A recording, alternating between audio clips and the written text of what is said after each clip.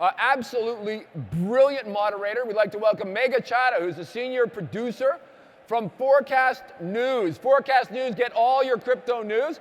She's on her way up. Thank you very much for joining us, Megha. We'd also like to welcome Angelina Kwan, who's the CEO at Stratford Finance. We'd like to welcome Mr. Sean Lee, the co-founder and executive director of the Odyssey Foundation. I see Ursula McCormick, super well known in Hong Kong as a partner at Kingwood Mallison, and of course the man himself, Professor Zhao Bing Hao, who is the director of the Law and FinTech Institute at the Chinese University of Political Science and Law. Megha, are you ready? Yes. Take it away. Yeah. Thank you, Andrew, and thank you everyone for coming in this morning. It's been rather gloomy weather-wise, but I think Hong Kong's back and how it's just been fantastic. And well, we're here to talk Web3. I mean, four very simple characters and just so much possibility really that's captured in those three little characters really. It's just endless, and Web3 is not just cryptocurrencies, which is possibly one of the more familiar parts for most of us, or NFTs.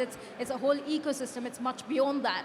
And when we talk about creating a trusted ecosystem, what do we need to do for that? It needs to have a solid legal foundation so that everyone who's participating in it can trust it, can be assured that whatever they're doing will be honored. And I've got a fantastic set of guests here who are going to be talking all about it. So let's get right to it. And before we talk about what we need to be doing or what we are doing in terms of geography so far, I want to talk about where we are at this point in time. We are seeing a lot of legislation across the globe. I think the United States, as can be imagined, is really leading in a way. We're just seeing so much traction ever since we saw the FTX implosion. In the last 4 days alone, we've seen the CFTC looking at Binance very, very deeply. We've got an indictment for the New York prosecutors going after Do Kwon, and then we had another charge being levied on SBF overnight. Sean, I want to kick it off with you. What's your sense on how things are looking specifically in the US from a legislation point, and what are crypto firms tracking very, very closely? So, first of all, great to see everyone here. I think we're seeing a very bipolar world at the moment from a crypto and digital asset perspective. You look at, if you follow some of the news that are coming out of the US, you can very clearly tell there's a concerted effort in not welcoming the industry, right? I think it's very, very, very evident. Now, some people may feel like this is all of a sudden happening as a surprise. But those of us that have been dealing in the industry, and especially dealing in the US, this is not a surprise. We've been seeing it for a while. I think FTX obviously hit off that wave. But this whole debanking exercise, which is probably the killer, the one thing that's going to kill the industry the most, has been happening for some time. There's been proposals on the Hill on debanking crypto for months now, right? It's just becoming a fruition, right? So I think that's becoming quite difficult and very, very challenging for funds to operate, and also more importantly, for the Web3 founders and community to continue to thrive. Just the last probably 2-3 weeks, I've been getting lots of phone calls and messages from friends of mine in the US, literally asking, Sean, where should I go now, right? They're out of Miami, they're in New York, they're in San Francisco, then they're all asking, where should we go now? Do we go to Dubai? Is Dubai the right place to be, right? Do I come to Hong Kong? Do we go to Singapore? So I think there's no clear answer, but you can also see that outside of the US, in Europe, for example, right, there's concerted effort under the MiCA regime to bring more clarity around stablecoins, around digital asset regulation, and then there's continuing conversations happening in that regard. Obviously, here in Hong Kong, Angelina is going to cover a lot more about that. But I also just recently spoken to the Japanese regulator, and they're also starting to open up their arms and bringing more clarity around things like NFT regulations, around how they would look at what a DAO may look like, mapping into the existing Japanese policies. So you're seeing positive movement. Oh, I also just saw the Australian government just released their token mapping consultation paper, which is now finally out. So you could see there's progressive steps rather than what we're seeing in the US right now, which is unfortunately, regulate by enforcement, which is not what all of us should want to see. Absolutely. I mean, you touched upon the MiCA regulations. They are up for debate in the next 3 weeks, middle of April. Ursula, what's your sense on how Europe's going about it with the US? Like Sean said, it seems to be very wham bam and pack it up sort of a situation right now. But in Europe, we're seeing things being debated and moving much more steadily. What's your sense of how that's fitting in the global picture? Yeah, look, there are some really important trends that are going on in global Web3 and crypto regulation. And if we start with the crypto regulatory space, everything since around 2014 was about AML.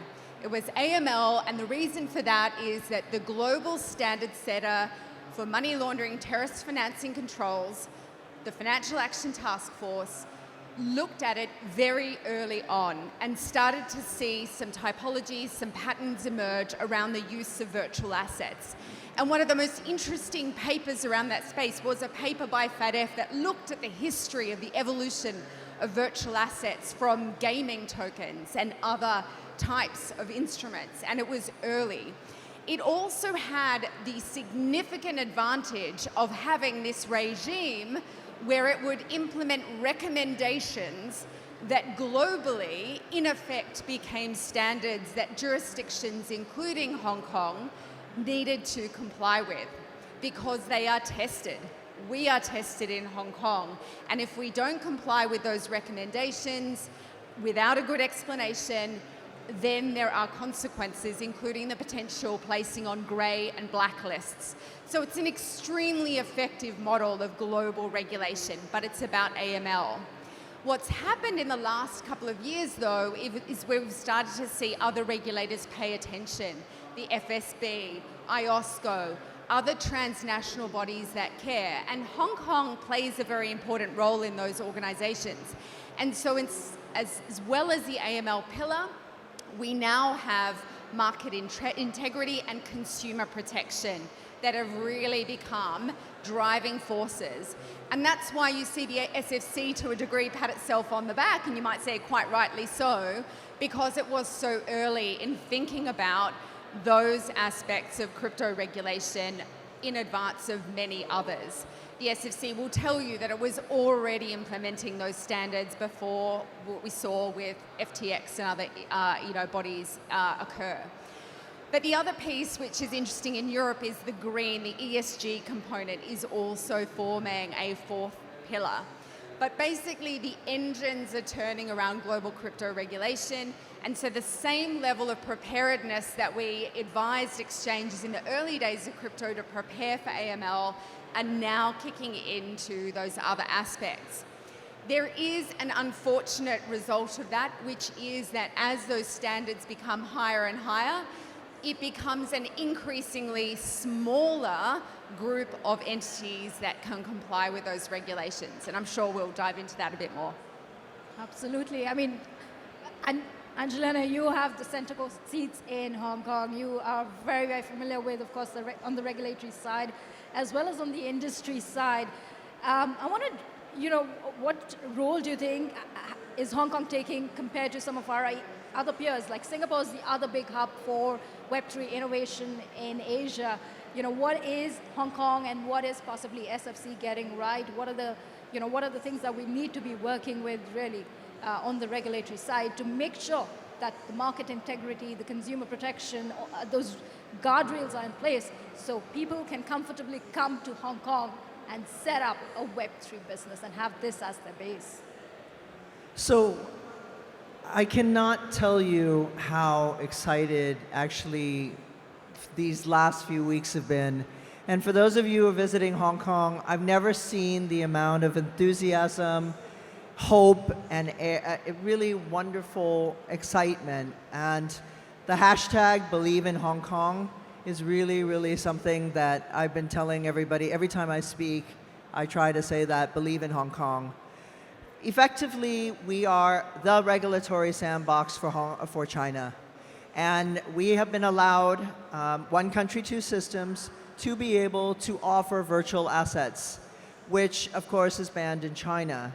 Now that's a very great and momentous change in view. When there were a group of us that started talking to government, to FSDC, to SFC, and in the beginning it was like, no, we really don't want to do this. We don't want to allow retail to do this. But in the last consultation paper, the SFC has now allowed retail investors to be able to trade crypto, and that's a huge turnaround. So what does this all mean? The SFC is going to regulate crypto platforms the same as market participants in Hong Kong. There is no fear, no favor. It's an even playing field. You will get a license.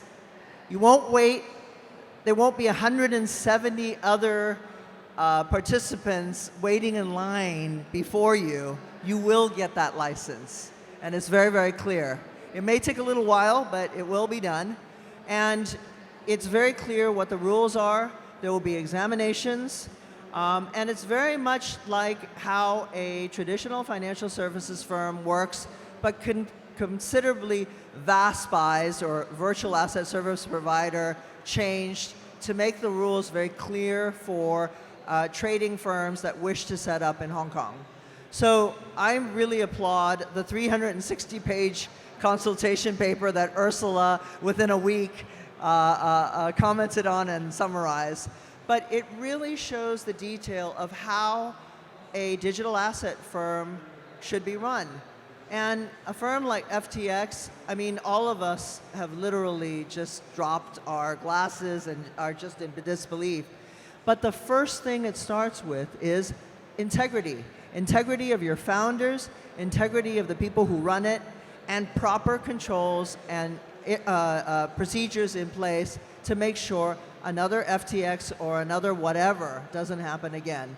And that's why Hong Kong has had a great record in regulating financial service market people. So one last plug, the 31st is the end of the consultation period. Please write in, say you support regulators allowing retail to trade in Hong Kong.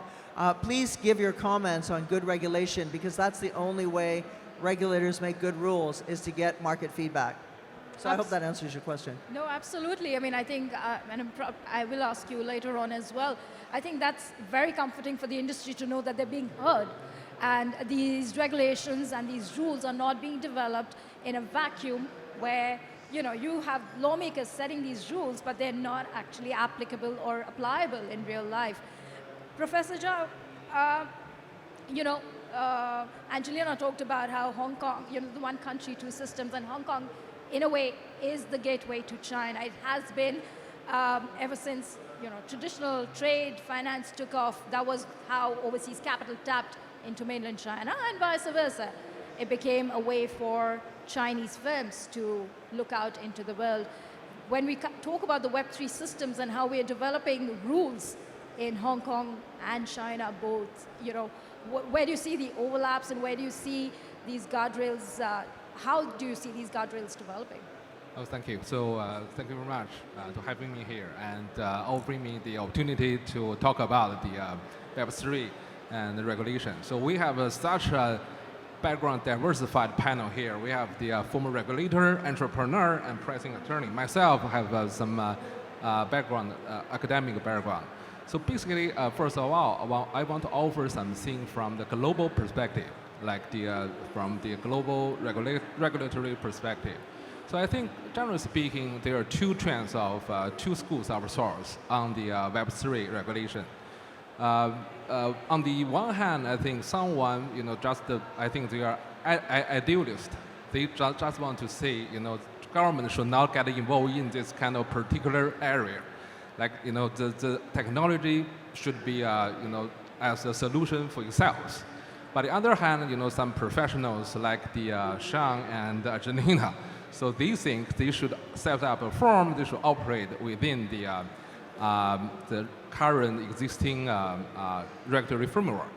Having said that, ironically, around the world, I think different governments, they already start the regulated Web3, bring their current Web3 industry to their national forum by, like funny thing like the regulation by enforcement or by legislation by consultation paper like SFC.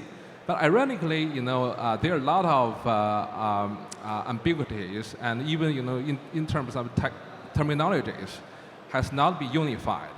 I think the direction is very clear. No matter who you are, where are you from, basically, you should, as a kind of a Web3 industry player, you should expect kind of a higher standard than today. That's pretty clear from my end. Yeah. Right.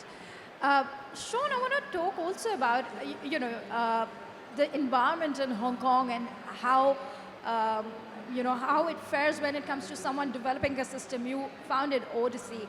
And, in terms of regulations, we've already talked about how WASP is going to be, would be seeing the light of day on 1st of June. We've got the stablecoins regulations as well that we would be seeing next year by 2024. As an ecosystem developer, does Hong Kong give you that comfort that your ground rules are clear, there is a conducive environment? What would be your advice really from a legal, not from a legal point of view, but for people who are coming to Hong Kong to set up Web3 businesses about whether this would work for them, this as a location would work for them? So I guess the first thing I would mention is it's not about setting up a business in a particular location. Especially if you're talking about Web3 technologies, Web3 is by nature borderless. There are lots of users in different jurisdictions, different countries that may become users of your technology. Now, where you set up obviously have some particular implication, both from a tax perspective, from a regulatory perspective, and also from a talent perspective. So for my projects, the Odyssey network, we actually are operating out of 3 locations, right? So I, myself, and my team on the foundation side are situated in Hong Kong. We primarily focused on business development, ecosystem development, and so on and so forth. But the foundation is actually domiciled in Switzerland, right? Because of the regulatory regime there that clearly notify network tokens being as utility tokens, right? So this is written into the regulation, so it brings a lot of clarity around exactly what that is, right? Rather than everything is a security in the U.S., right? Sorry, I'm not trying to dig the U.S., but it's just sometimes it's just crazy. How every day you look at the news, it's like true. Another new thing that doesn't make any sense. But at the same time, a lot of our R&D team is actually based out of Israel. So I think the advantage that a place like Hong Kong brings is one, you've got the capital, right? The capital is still being very strongly situated here. You have a very strong finance center. You have the talents that are coming, especially now with the border opening. You've got a lot of blockchain talents coming from China that allows you to really build innovative solutions around those. But then also Hong Kong is an international city. You have lots of people coming in and out, partnership that you can bring, whether they're in Hong Kong or not, you're able to set up those partnerships right here. So the environments give you a lot of flexibility to really build the ecosystem, build the community, and then at the same time use this as a base to push forward. Now, of course, with the regulatory increasing clarity around regulation, that obviously brings a lot more positive movement around there as well. So I think, like I mentioned before, right, a lot of my friends are saying, should we come to Hong Kong? Should we just join you guys in Hong Kong? I think it's not as simple as that, right? It depends on the projects that you're building. It depends on the platform and the users that you're trying to attract. But if it's meant to be borderless in nature, if it's meant to be a decentralized application that really doesn't matter where you are, I think Hong Kong's a pretty good place to set up a business. Right. No one's denying the global nature of Web3. That is the basic premise, the decentralized nature of it. But at the end of the day, there is a physical entity as well that needs to be registered. And when you have a business that's up and running, one of the very basic requirements of that business really is banking, the need for banking. And we've seen how crypto and banking guardrails seem to be collapsing. Signature collapse in the United States, SVB. It's really stirred up things, and people projects are looking for where do we go next.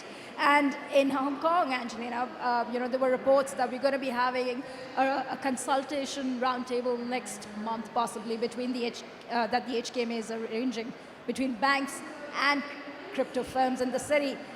This is, I think it's quite interesting to see that the central bank, in a way, is taking the lead in making sure that those guardrails are in place for these decentralized businesses in the city.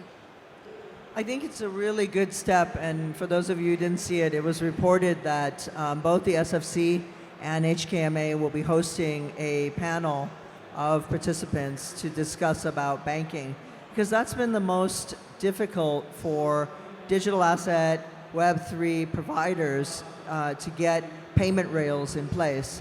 The other area that's also in need of discussion is from the insurance regulators, because a lot of the insurance companies are also very scared to underwrite risk. And I mean, in my previous life as a COO, we've gone to Lloyd's of London to even ask for insurance. And you end up buying insurance that's not fit for purpose and isn't quite right to protect the company as well as the investing public, if that's not clear. So these are the developments that are currently being addressed very quickly in Hong Kong, which is great.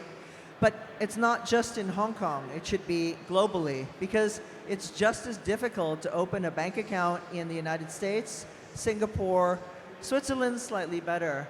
But it is these things and these details that all regulators really need to look at, and all governments need to look at to attract businesses. And I would dare say that one should have almost like a incorporated group within the government that would actually spearhead fixing things and bringing in people and making their lives to transplant easier in certain locations. And I hate to say this, but Singapore is the best at doing that in terms of offering incentives and things like that.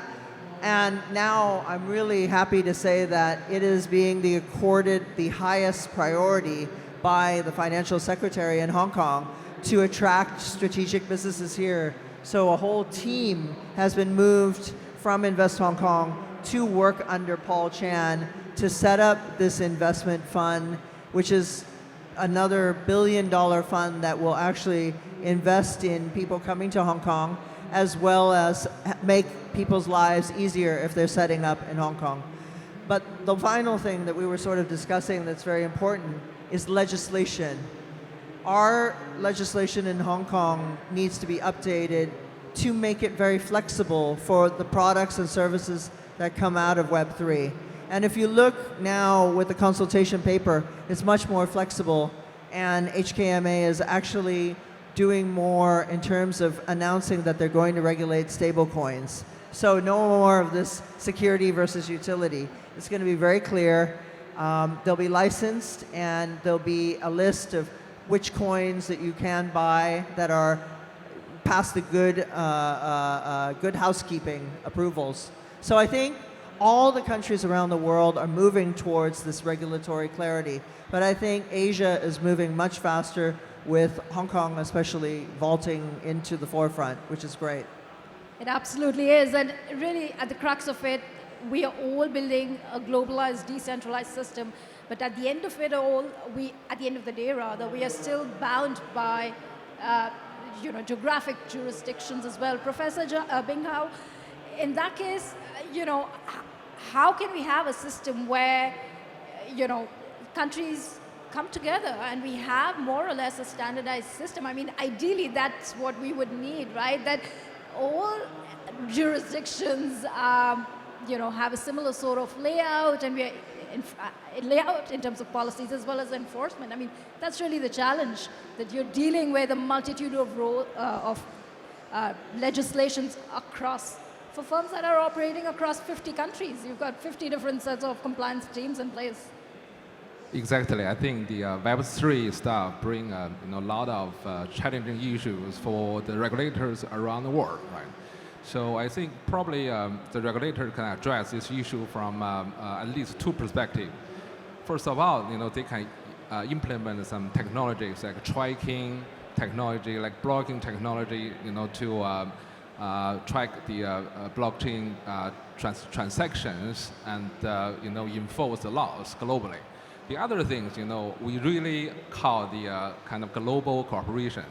Some countries should probably sign treaties among different countries to waive some sovereign immunity in order to like the global enforcement and cooperation to be enforced across borders jurisdictions. I think this has two trends. Different regulator and government should work together. Yeah. Yeah, the idea is that we're building these trusted systems, and interestingly, the blockchain technology, the smart contracts technology is trustless in nature.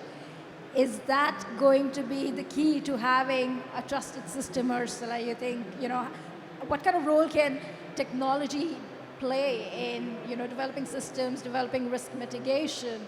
Is this going to be the answer, our trustless technology? Yeah, look, let me kick off, and I'm sure there'll be others with comments about this as well. All regulatory models are risk-based. So the idea is you identify risk, you look at the mitigants that are available, and then you either get comfortable with the residual risk or you ban something outright.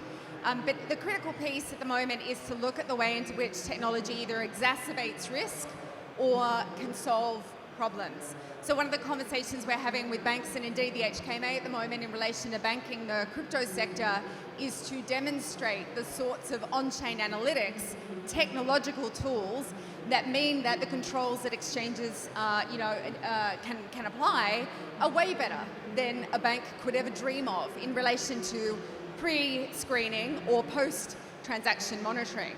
So that's an example where technology can help solve a problem.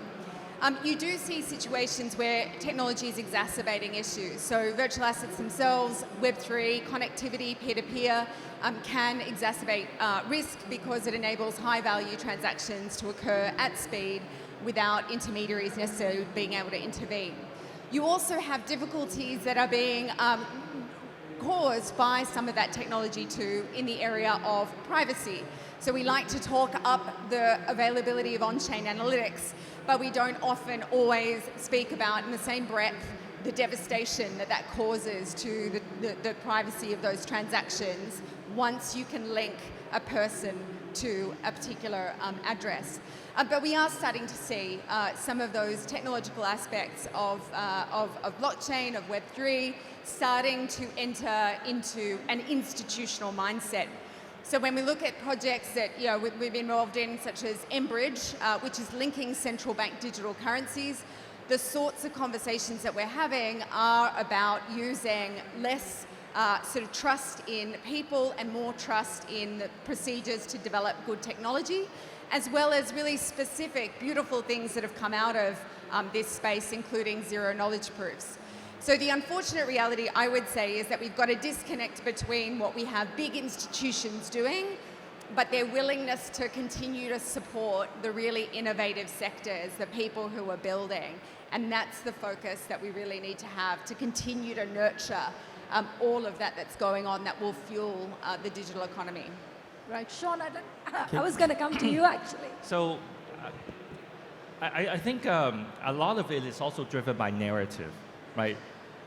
Those of us that are in the technology industry like to say trustless is better, right? And I still remember when a few years ago when I first got into blockchain, my dad was asking, so son, what are you doing now? I'm like, I'm building a trustless technology. And he's like, really wait, so that means I can't trust you then. Who's going to use your technology, the software that you're building? And I'm like, no, it's not about that. It's about you don't need to trust any entity.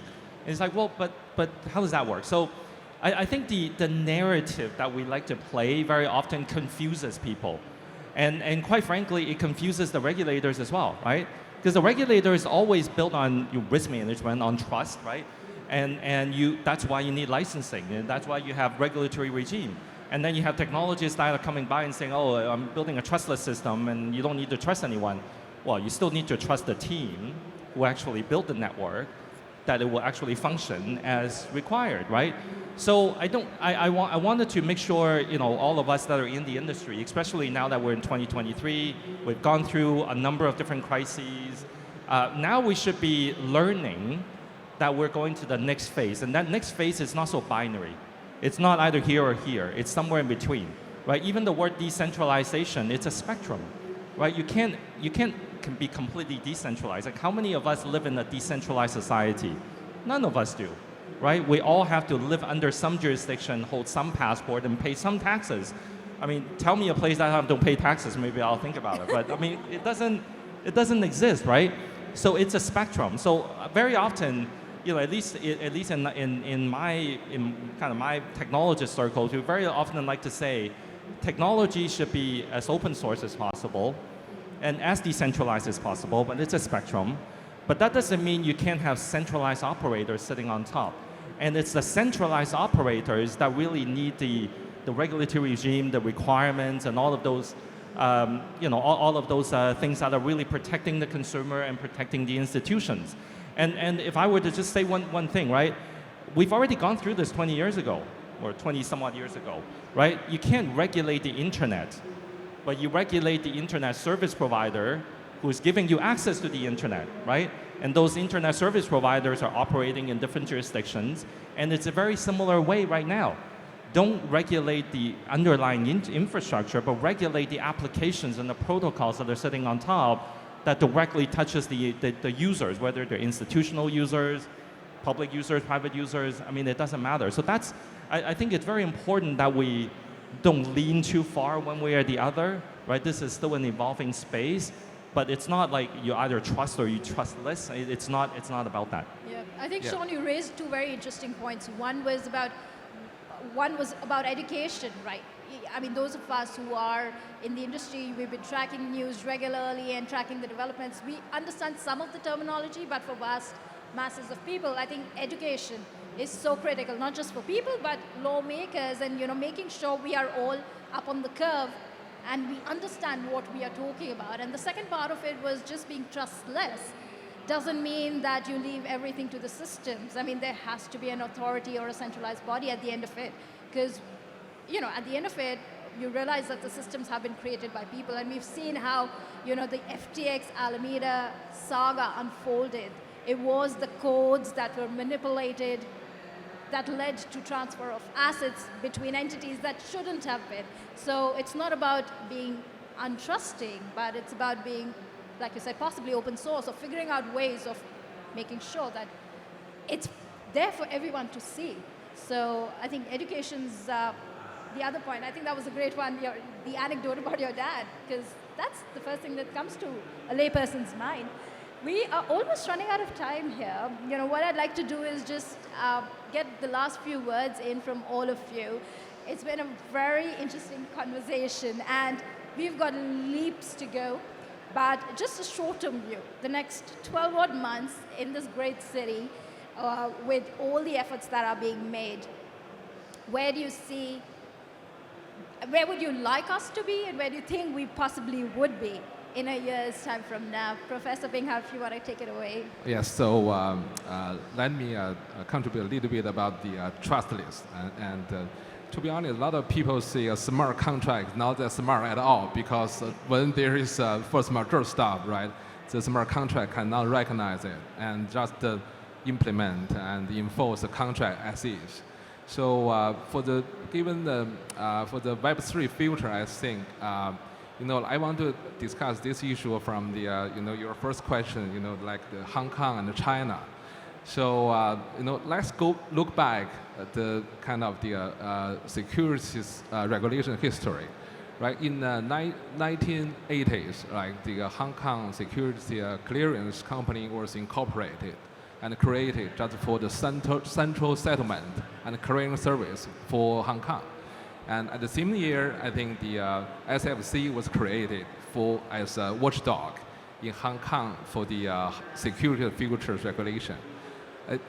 To be honest, I think probably after 4 years, Shanghai Stock Exchange was created. And in 1995, CSRC was created. So basically, if you see the history track record, China just followed the Hong Kong's regulation framework and the industry firm. It's not thousands years ago story. It just happened a decade years ago, right? So I think we are cautiously optimistic. China will follow up with Hong Kong in terms of Web3 industry regulation and the industry development. Yeah. Ursula, would you like to weigh in? Yeah, look, my great hope is that we continue to have a very thriving ecosystem that is really focused on solving problems and solving the sorts of problems that are things like the ability to prevent transactions to terrorists and yet preserve privacy. So squaring circles, unsolvable problems. I would love the focus on that. I worry that instead we head to a much more of the same type of world. Big institutions, all regulated very heavily, but really squeezing out a lot of that joy, that innovation out of the sector. So my great hope is that we're in that first bucket and not the latter. Sure. Very quick point. Some people say bear market is the best time to build. I think any market is the best time to build, right? Because if you're in the industry where you're trying to push innovation forward at all times, any time is good to build. Build is not just technology, but build is also policies. Yep. It's also education. It's also building around the entire ecosystem. So I'm very happy to see events like these in Hong Kong, really coming back and being very vibrant in that space, and very pleasant to see that. A couple of predictions. You're seeing, and Ursula is rightly concerned, you're seeing a lot of traditional financial services companies move into the crypto space. And the OGs, the gangstas, are moving into the traditional finance space also. So I'm hoping those OGs keep going and keep that innovation going. But I also hope that with this licensing regime, on both sides, it'll be greater for investors to come in and get more active in the market. In 1 year's time, this is all going to be old hat, and they're going, oh, these virtual assets, now it's the next great thing. It's going to be Web 4 or something else. So it's constantly going to be innovating, and now we have to have the legislation in place that allows us to keep innovating and keep encouraging OGs and traditional companies to innovate with new products. The final thing is, let's see if this is right. I'm going to make a prediction that by the end of this year, there will be at least eight licensed firms, at least either grandfathered in Hong Kong, and we will get a lot more excitement and a lot more conferences in Hong Kong. So that's my prediction for this year. I was worried you're going to give a prediction of Bitcoin prices by the end of the year. I don't dare do that I'm glad you anymore. didn't do that. I was saying everyone's gonna be- 100,000, so I don't dare do that anymore. But not investment advice, 25,000. Thank you so much, all of you. It was such a fantastic discussion. And thank you, everyone, for joining us this morning. And Mega, thank you for being a great MC today for us. And Andrew Work, dude. We should give a round of applause to Andrew Work. Woo!